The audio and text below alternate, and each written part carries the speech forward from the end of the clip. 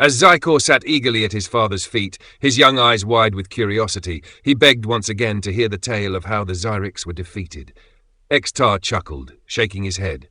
I'll get to that part, my son, but first, let me tell you about my personal experience with humans.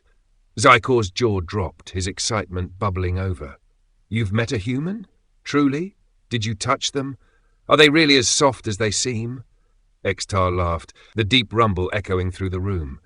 Yes, Zykor, I've met humans, and yes, they are as soft as they look. But don't let that softness deceive you. It hides a strength few can match. With that, Extar leaned forward, his voice taking on a solemn tone. Now listen closely, for this is the story of Yarlon III, and the day humans defied every expectation I had of them. The fight with the Zyrics Dominion was being waged on several fronts.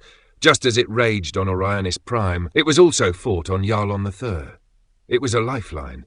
Its vast mines produced rare resources necessary for the war against the Zyrics Dominion, in quantities unmatched by any other planet in the sector. We had intelligence suggesting it was Zyrics' next target. Naturally, the Council had entrusted the defense to us, the Rithalians, the galaxy's most disciplined and battle-tested warriors. My troops were seasoned veterans of countless campaigns, their skills honed to perfection. I knew failure was not an option.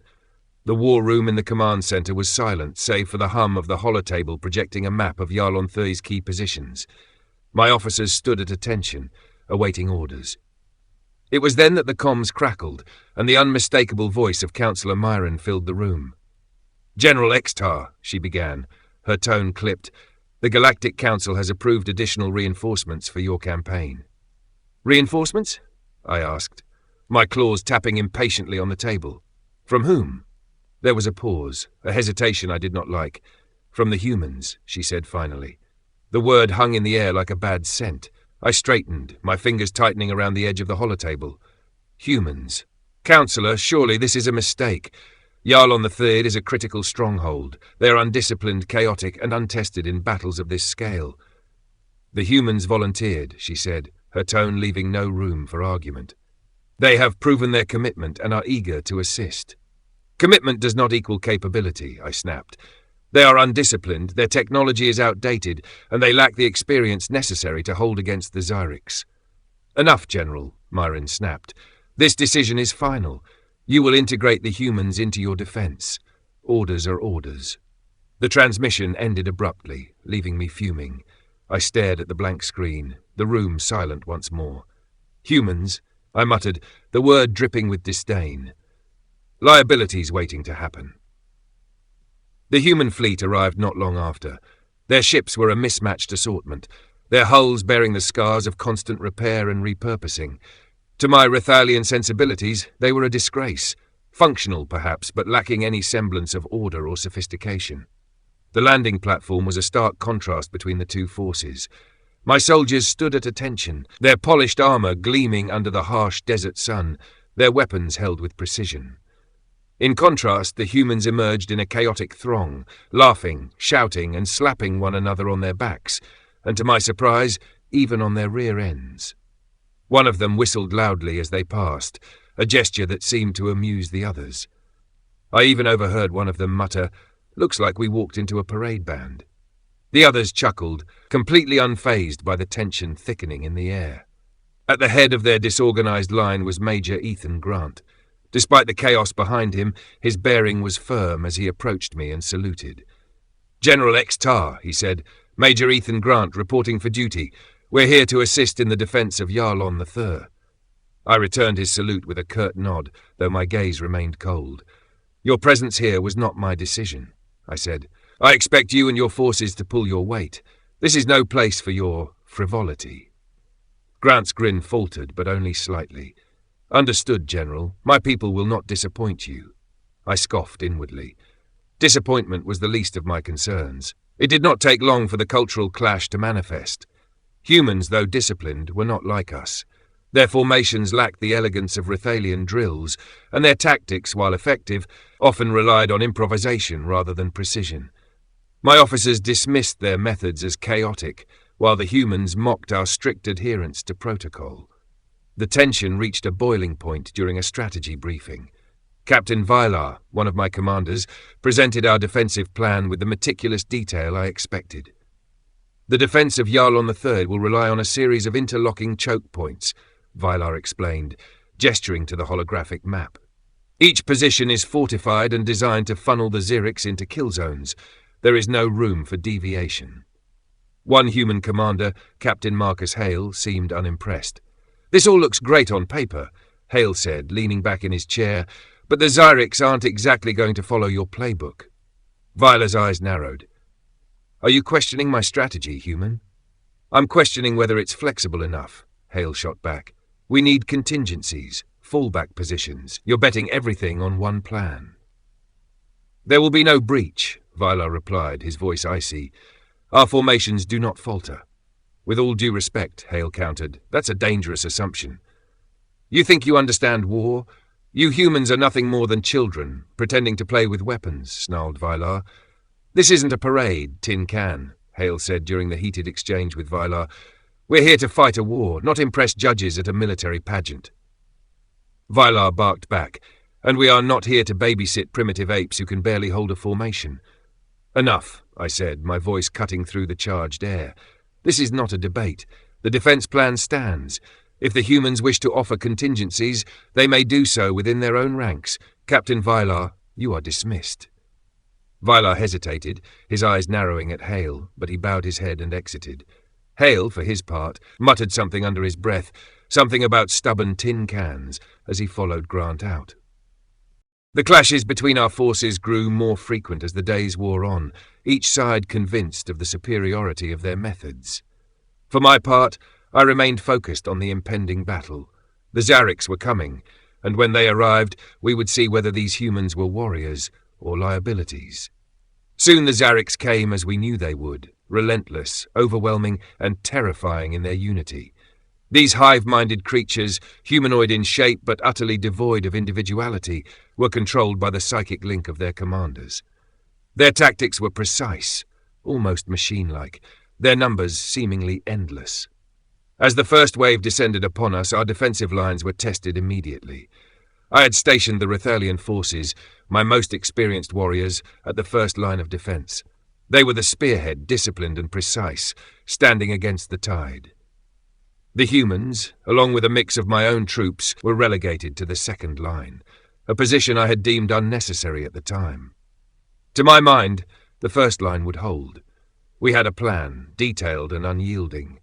For a time it seemed the strategy might succeed. The Rethalian forces met the Xerix with calculated precision, their formations holding strong against the onslaught. The humans, in their usual fashion, seemed restless at the rear, their energy contrasting sharply with the stoic calm of the Rethalians stationed alongside them. But then the Xerix revealed their true strength. Wave after wave crashed into our lines, their numbers far greater than our intelligence had suggested. The air was thick with the stench of scorched flesh and the metallic tang of blood, punctuated by the unearthly screeches of the Xerix. Our first line began to falter. I watched as the meticulously crafted battle plan unraveled. The Xerix adapted with terrifying speed, exploiting every weakness, every gap in our defences. Soon, sections of the first line began to break apart, the rigid formations unable to withstand the sheer volume of attackers.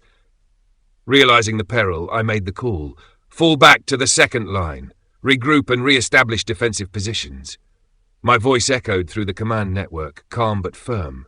The retreat was orderly at first, but chaos soon crept in.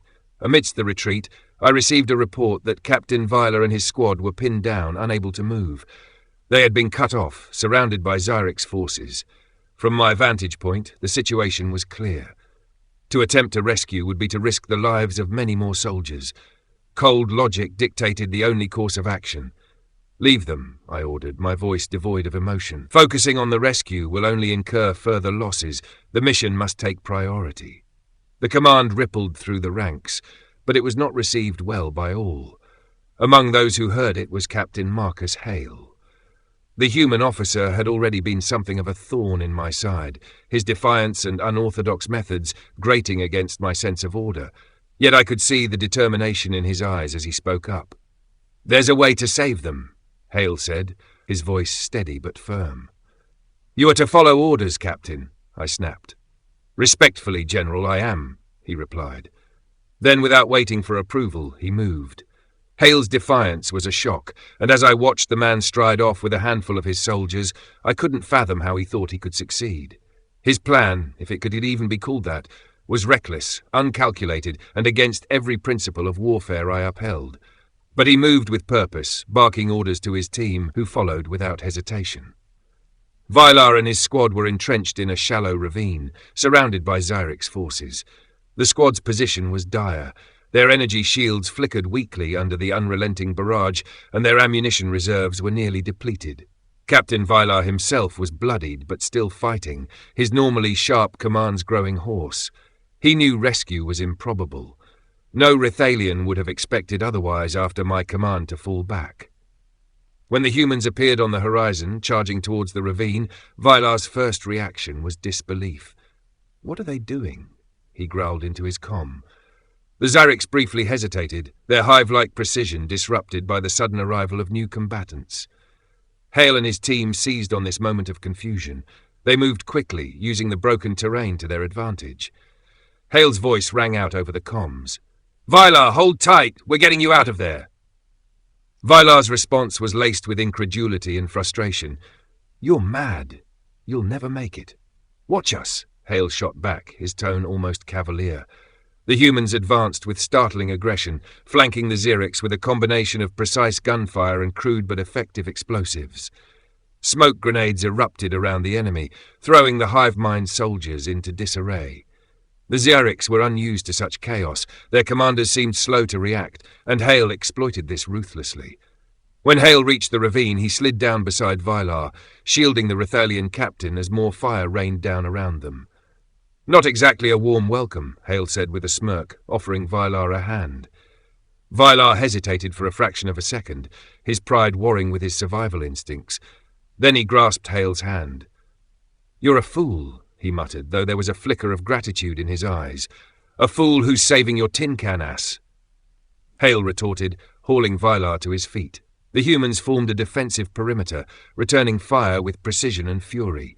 They laid down covering fire as Hale barked orders to Vylar's squad, directing them to retreat. The Rithalians, though reluctant, followed his commands.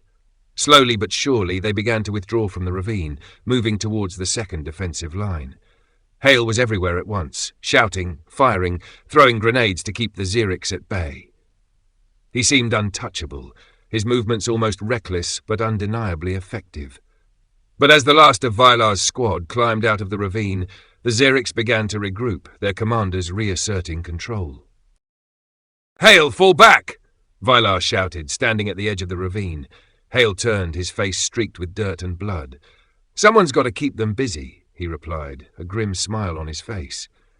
Vylar's expression shifted from anger to something akin to horror. "You can't.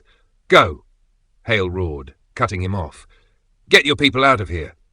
And then Hale turned back to the enemy, his weapon blazing. He threw himself into the fight with ferocity, drawing the Zyrics' attention entirely onto himself. The humans at his side hesitated, but Hale's voice cracked through their comms like a whip. "Fall back! That's an order!" Reluctantly they obeyed, retreating with the Rithalians. Vylar hesitated for a moment longer, his fists clenched before turning away. The shame and guilt on his face were unmistakable as he followed his squad. From the command center, we watched Hale's final stand. He fought like a man possessed, holding the line alone as the Zyrics swarmed him. Explosions erupted around him, each one buying precious seconds for the retreating troops. Finally, his position was overwhelmed, the Zyrics consuming him in a wave of chitin and steel. Silence fell over the comms, and for a moment no one spoke. Vylar's squad reached the second line, battered and bloodied but alive. Vylar himself was silent, his usual confidence replaced by a grim, haunted look. "He saved us." Vylar muttered at last, his voice low. "That human, he saved us all." I said nothing. There were no words. Hale's actions defied logic, defied everything I believed about discipline and strategy, and yet his sacrifice had accomplished what I had thought impossible. He had saved lives, Rithalian lives, at the cost of his own. As my forces regrouped at the second line of defense, uncertainty weighed heavily on my mind. The first line had fallen faster than anticipated, and now we faced the overwhelming tide of Zyric's forces. My initial plan had been to hold the line, fortify our position as best we could, and hope for a stroke of luck. But as I stood there, staring at the barren, dusty terrain stretched before us, I realized that luck would not be enough. Beside me stood General Ethan Grant, the human commander. His soldiers, though far fewer in number, seemed to be regrouping with a surprising amount of order. He turned to me with a suggestion that made my skin crawl, a tactic I had never considered, let alone deemed acceptable for Rithalian warriors: traps, decoys, and trenches. Cowardly tactics, beneath us, I thought. We'll never hold them with a head-on battle, Grant said, his voice calm, unwavering. We can't win that way, but with the terrain, we can buy time, funnel their forces into choke points, set traps, dig in, make them fight on our terms. I scoffed internally. Such methods were beneath the Rithalian ideal of combat. The way of the Rithalians was clear: battle with honor, face the enemy head-on, and show no fear. Yet I had seen the humans' courage, their ability to sacrifice everything in the heat of battle. I had seen Marcus Hale's act of defiance and sacrifice, his disregard for his own life to save his comrades. Perhaps, I thought, perhaps there was merit in his methods. With reluctance, I ordered my forces to follow Grant's lead. The humans, to my surprise, worked swiftly. They didn't hesitate. They didn't waste time questioning orders. Soldiers dug into the hard earth with tools, setting traps in the form of crude explosives and razor-sharp spikes. They erected decoys, fake structures meant to mislead the Zyrics into wasting time and firepower. And as the ground began to turn into a maze of trenches and barricades, I could not help but watch in quiet curiosity. At first, I thought their efforts would be in vain, that the Zyrics would simply overwhelm them with brute force. But soon enough, the first signs of the plan's effectiveness appeared. The Zyrics, so accustomed to overwhelming their enemies with sheer numbers, were taken aback. The decoys distracted them. The traps, though rudimentary, slowed their advance, forcing them to recalibrate their assault. And when the Zyrics' drones, those insectile horrors immune to energy weapons, approached, the trenches became our salvation. The humans deployed their flamethrowers, a weapon of the past, but one that proved deadly when used with ingenuity. The Zyrics were not prepared for this. They had expected a quick, overwhelming assault, not this strange, guerrilla-style resistance. I saw the human soldiers move in unison, coordinating with my own forces, taking advantage of every flaw in the Zyrics' advance. The humans fought with reckless abandon, and though their methods were unorthodox, they were proving effective. I couldn't help but admire their tenacity, even as I struggled with my own doubts. The Zyrics were still coming, large in numbers, ruthless in their relentless march forward. My mind began to churn with calculations. I could see the enemy massing, pushing against our defences, and I knew the odds were still stacked against us. We were outnumbered by nearly 9-1, and no amount of tricks would change that. We needed reinforcements, something more than what the humans could offer. As the battle raged on and the Zyrics continued to pour in, a heavy sense of despair settled over my soldiers. Despite our best efforts, despite the traps, decoys, and every tactic we had at our disposal, we were still outnumbered, 5-1. The Zyrics seemed endless, their ranks swelling like a tidal wave, crashing against us with no sign of relenting. My Rithalian soldiers, renowned for their discipline and experience, began to show cracks in their resolve. The once unshakable confidence that had always defined us now felt fragile, replaced by a growing dread. Our lines were thinning, and every corner of the battlefield was covered in chaos. The first line of defence had fallen, and we had no choice but to retreat to the second line, but even here the sheer number of Zyrics was suffocating. The sound of their relentless advance, roaring and shrieking like a swarm of locusts, echoed in my ears, and I knew that the battle was slipping from our grasp. My soldiers, though brave, could feel the weight of defeat pressing on them. There was no escape from this massacre, no chance of turning the tide. Every new wave of Zyrics seemed more formidable than the last, and the thought that we might not survive this day loomed ever larger. It was a hopeless situation. Yet, in the midst of that despair, something changed. Something I had never expected. The humans, who had been laughing and joking just hours before, became different. It was as if the brutality of the situation had unleashed a wild energy in them, an untamed ferocity that took me by surprise. Instead of succumbing to despair, they seemed to grow fiercer, their resolve hardening like tempered steel. Where we saw defeat looming, they saw a challenge to overcome. Their efforts multiplied, their ferocity on the battlefield unmatched, as if the dire situation only fueled their determination to turn the tide. They fought as if possessed, no longer just soldiers, but beasts driven by a primal rage. The roar of their battle cries echoed across the field like the roar of mighty animals, sending a shiver down my spine. Their cries were terrifying, not just to the Xerics, but to us as well. It was a sound of war, a sound that reverberated deep into the hearts of every soldier who heard it. At first, I couldn't understand what had triggered this transformation. The humans had always been brash, carefree, and sometimes reckless. But now they were relentless, charging into battle with an energy I had never seen before. Their movements were wild, brutal. Every strike they landed seemed to be fueled by pure hatred for the enemy, and they fought as if they were invincible. I watched, stunned, as one human soldier, his arm blown off in the middle of a fight, didn't hesitate for a second. He applied a tourniquet and plunged back into the fray, his eyes filled with an unyielding fire. Another human soldier, her chest torn open by a blast, continued to fight as though her injuries were nothing more than a scratch. She pressed forward, the blood soaking her uniform, but there was no fear in her eyes, only resolve. And when swarmed by Xyrics, they activated explosives, taking down several Xyrics in the blast. The battlefield turned into chaos, with humans charging into death, howling like warhounds, tearing through the Xyrics' ranks. Their brutality was so intense that it was almost as if the entire battlefield had turned into a wild storm, with humans at the center, driving the chaos forward. Even the Xyrics, hive-minded as they were, seemed to falter at the sheer intensity of the attack. They recoiled from the humans, fear evident in their actions as they scrambled to hold their ground. But it didn't stop there. When the humans' ammunition ran out, something even more savage occurred. They didn't hesitate. They pulled out combat knives, one in each hand, and leaped into the fray as if their very lives were meaningless.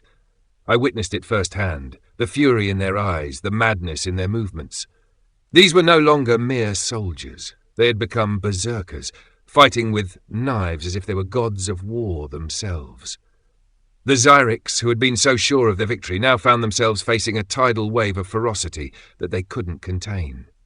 I watched, my mind spinning, as one human soldier, armed only with his knife, sliced through a Xeric soldier, his every movement wild but precise. He moved like a madman. There was no strategy, no finesse, just pure brutality. The cries of the Xerics were swallowed by the humans' battle roars as they hacked and slashed with their blades, diving headfirst into the swarm. It was madness. It was beautiful. It was terrifying. I looked at my own soldiers, stunned into silence as they watched the humans fight. It was as though they could not comprehend what they were witnessing. The humans had always been seen as the weaker race, the one with less technology, less experience, but now they were the ones who fought with a terrifying fury that none of us could match. I saw the fear in my own soldiers' eyes, fear not of the Xyrics, but of the humans. It was as if we had underestimated them all along. Then, in that moment, the sight of the humans, fearless and relentless, began to have an effect on us. The Rethalians, the proud warriors who had once seen humans as nothing more than distractions, began to stir. I could see it in their faces, the doubt turning to mad respect, the hesitation turning to determination. The humans had shown us what true courage looked like. As I watched them fight, I felt a spark of hope ignite within me. The humans were not like us, more disciplined, more precise. But in this moment, they were something else entirely. They were more than soldiers. They were warriors, fighting with an intensity that defied everything we had known about battle. As we witnessed their unrelenting ferocity, their roars of defiance, and their refusal to yield, it inspired a fire in my own troops. Driven by the humans' unshakable determination, my soldiers rallied, their despair replaced by a newfound resolve. Together, Rethalians and humans unleashed a fury that even the relentless Xerics could not withstand. Overwhelmed by the combined onslaught, the Zyrics broke ranks, their hive coordination faltering, and fled the battlefield like cowards before the storm of our united might. As the dust began to settle and I stood there, witnessing the aftermath of the carnage, I realized something. This was not just a victory, it was a transformation. The humans had not only saved us, they had given us something more. They had given us the will to fight, the courage to stand when all hope seemed lost. General Ethan Grant stood with pride, surveying the field, his soldiers beside him, loyal and resolute. I approached Grant and, without words, I saluted him, my respect clear. He returned the salute, understanding my silent acknowledgement. I turned to my soldiers, no longer disheartened but emboldened by the human spirit. They were better than us, not in strength, not in technology, but in spirit. In their defiance, they taught us what it truly means to fight for something greater than ourselves. On this day, the humans were not our allies, they were our saviors.